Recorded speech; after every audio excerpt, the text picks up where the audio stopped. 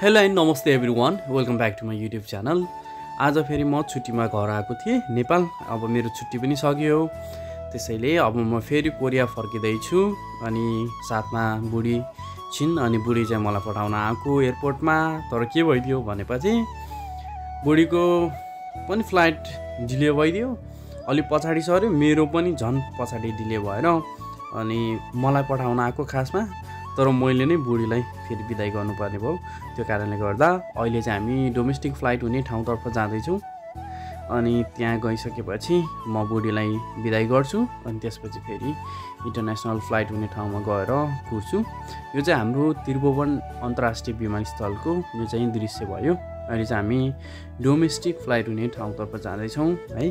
त्यसैले आजको मेरो फ्लाइट चाहिँ नेपालदेखि चाइना अनि चाइनादेखि इन्चन कोरियासम्मको छ। त्यसैले कहाँ के कुराहरू देखिन्छ म सबै कुरा सकेसम्म भिडियोमा देखाउने प्रयास गर्नेछु। कृपया मेरो भिडियोलाई स्किप नगरेर अन्तिमसम्म हेरिदिनु होला है। सो गाइज, अहिले चाहिँ हामी डोमेस्टिक एयरलाइन्समा पुगिसकेका छौँ। अब बुढी कस्तो लागिरहेको छ आज तिमीलाई?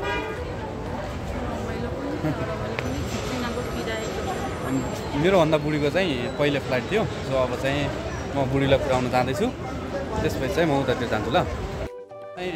मैले बुढीलाई पठाउँदैछु, तिमी मान्छे जाऊ ल। यो चाहिँ त्रिभुवन अन्तर्राष्ट्रिय विमानस्थल भयो है, जहाँ चाहिँ पहिलोचोटि जाँदाखेरि चाहिँ फोटो खिच्ने है, पठाउन गएको मान्छेहरू खिच्ने पनि गरिन्छ।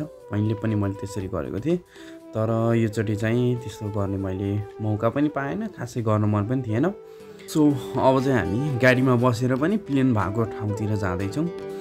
अब चाहिँ हामी यो प्लेन भएको ठाउँतिर जाँदैछौँ। यो देख्न सक्नुहुन्छ यो गाडी है। हाम्रो देशमा चाहिँ विकास नभएको कारणले गर्दा चाहिँ गाडीबाट जानुपर्छ अनि एयरपोर्टमा चाहिँ। अनि यो देख्न सक्नुहुन्छ यही प्लेन चाहिँ हो है, म जाने प्लेन, यो एयर चाइनाको। आजको मौसम चाहिँ वेदर चाहिँ एकदमै राम्रो छ है, सफा छ, अनि भिडियो पनि कति क्लियर आएको छ है। मलाई एकदम खुसी पनि लागेको छ। एयर चाइनाको मेरो चाहिँ चाइनाको ट्रान्जिट हो, नेपाल टु चाइना, अनि चाइना पछि त्यसपछि चाहिँ इन्चोन एयरपोर्ट साउथ कोरियाको हो। यो देख्न सक्नुहुन्छ। अनि बिजनेस क्लास र इकोनोमिक क्लास हुन्छ है। अगाडिको चाहिँ यदि बिजनेस क्लासको टिकट छ भने चाहिँ अगाडिको जाने। अब हाम्रो चाहिँ इकोनोमिक क्लासको भएको कारणले गर्दा चाहिँ हामी चाहिँ पछाडिबाट चढ्दैछौँ है। अनि त्यसपछि अगाडि साथीहरू है, साथीहरू चाइनिज पनि हुनुहुन्छ यहाँ, अनि कोरियनहरू पनि हुनुहुन्छ, उहाँहरू लाइनमा हुनुहुन्छ। म भिडियो पनि बनाउँदैछु, म लाइनमा पनि छु। अनि यहाँनिर चाहिँ हाम्रो दाइले चाहिँ बोर्डिङ पास खोज्नुहुन्छ, अनि मैले चाहिँ मेरो माइक्लियर ब्यागबाट बोर्डिङ पास झिकेर दिँदैछु। त्यसपछि मेरो बोर्डिङ पास हेरिसकेपछि उहाँले चाहिँ टिकट हेर्नुभयो।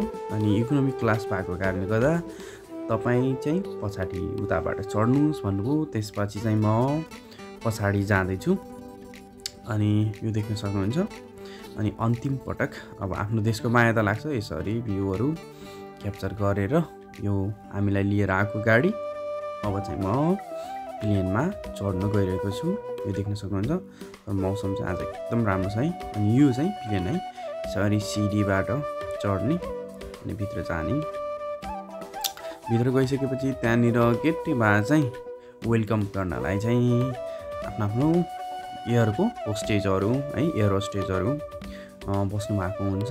अनि त्यहाँ गइसकेपछि आफ्नो टिकटमा चाहिँ त्यहाँ सिट नम्बर लेखेको हुन्छ गाडीको जस्तो है। त्यो टिकटको सिट नम्बर हेरेर जानुपर्छ। यदि तपाईँ फर्स्ट टाइम हुनुहुन्छ, तपाईँलाई थाहा छैन भने चाहिँ त्यहाँ भएको स्टाफलाई चाहिँ सोधेर है, इङ्ग्लिसमा है, अब चाइनिज भाषा त हामीलाई आउँदैन, इङ्ग्लिसमा चाहिँ हाम्रो सिट कता हो भनेर भनेपछि उहाँहरूले सिकाइदिनुहुन्छ। मेरो चाहिँ 21 नम्बर सिट हो, त्यसैले म खोजेर चाहिँ अगाडि। सो साथीहरू, अब चाहिँ म प्लेनमा चढिसकेँ। अब 2-3 घन्टामा चाहिँ फेरि म चाइना पुग्छु होला। चाइना पुगिसकेपछि म चाइनाको एयरपोर्टहरू देखाउने छु। त्यसपछि चाइनाबाट सो साथीहरू, अहिले चाहिँ म चाइनाको छेङदु इन्टरनेसनल एयरपोर्टमा पुगिसकेको छु। यो देख्न सक्नुहुन्छ, एकदमै एडभान्स है यो एयरपोर्ट चाहिँ, भर्खरै बनेको भन्छ। यति नयाँ, यति राम्रो, यति सफा छ है।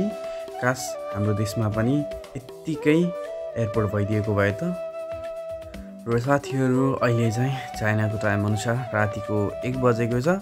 यो देख्न सक्नुहुन्छ सबै मान्छेहरू चाहिँ ट्रान्जिट भएर यहाँ आएको, कोही अस्ट्रेलिया, कोही क्यानाडा, कोही कोरिया, कोही जापान है, विभिन्न देश जाँदै हुनुहुन्छ। उहाँहरू चाहिँ आफ्नो फ्लाइट कुरेर बसिराख्नु भएको छ। त्यहाँ चाहिँ एउटा ठाउँको चाहिँ फ्लाइट हुँदैछ, त्यहाँ लाइनमा बस्नुभएको।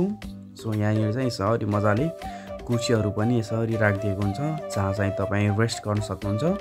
अलिकति पर कुना पुग्नु भने त्यहाँनिर चाहिँ सोफा पनि छ, त्यहाँ गएर तपाईँ आराम पनि गर्न सक्नुहुन्छ है त।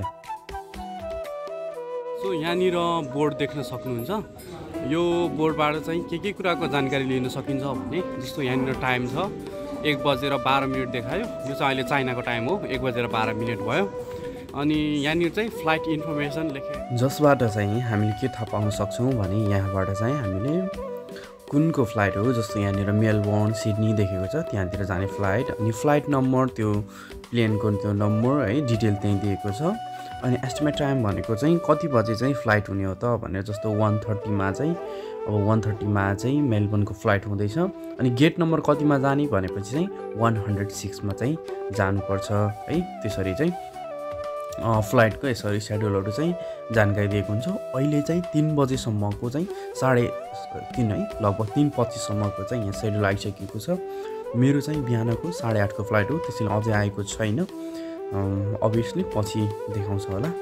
फाइनली साथीहरू अहिले चाहिँ बिहानको 8:30 बजिसक्यो र अब चाहिँ म छेङदु इन्टरनेसनल एयरपोर्टदेखि कोरिया जाँदैछु। As you can see in the video, आज चाहिँ मौसममा अलिकति पानी परिरहेको छ, बाहिर देख्न सक्नुहुन्छ। अब चाहिँ म एकैचोटि कोरियाको इन्चन एयरपोर्ट पुगेपछि देखाउँछु ल।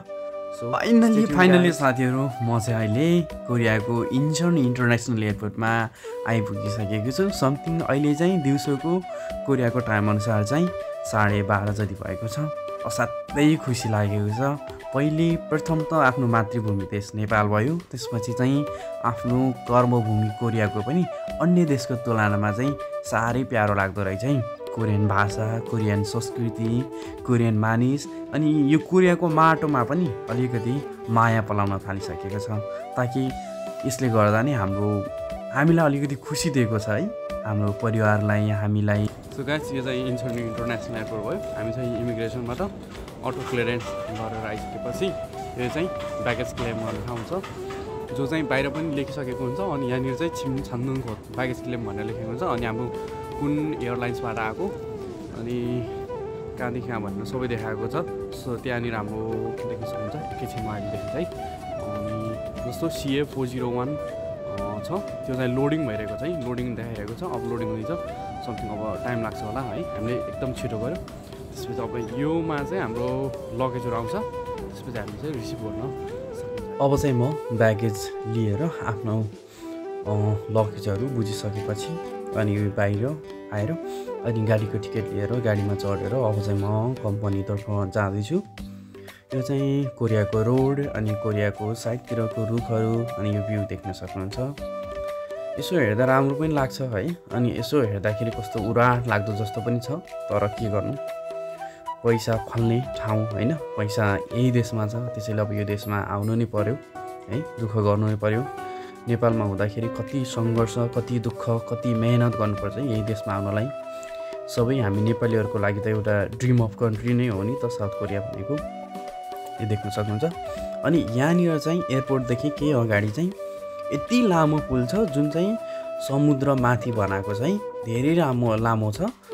एक्ज्याक्ट मलाई यसको कति किलोमिटर छ यसको लम्बाइ त थाहा भएन, थाहा भएको साथीहरूले प्लिज कमेन्टमा लेखिदिनु होला है।